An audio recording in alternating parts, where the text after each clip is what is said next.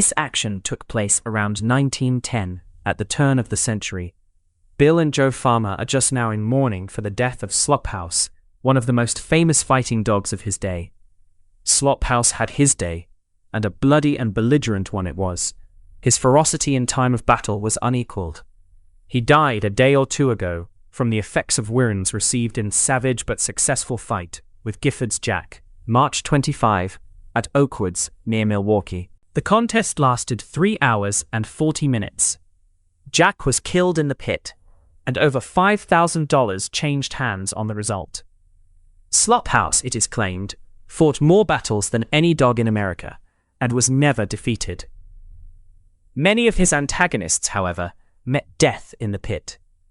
He was a thoroughbred bull terrier, 5 years old, and his fighting weight was 40 pounds. This dog is sadly missed by the coterie of fanciers who hang out at the Farmer Resort. The grief of those who will want to bet money on Slophouse is perhaps more poignant. They always won.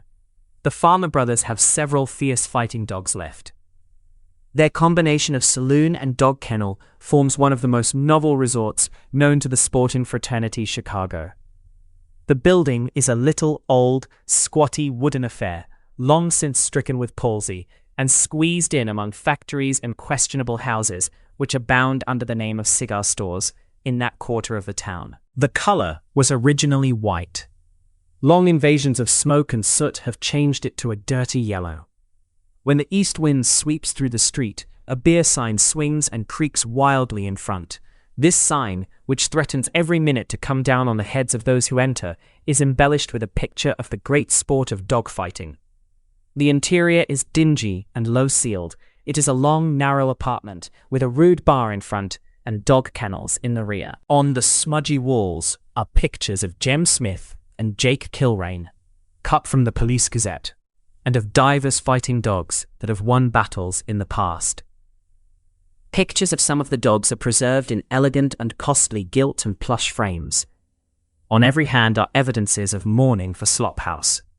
Bits of crepe are tastefully arranged around the wide gilt frame containing his picture. Little flags are patriotically displayed above it.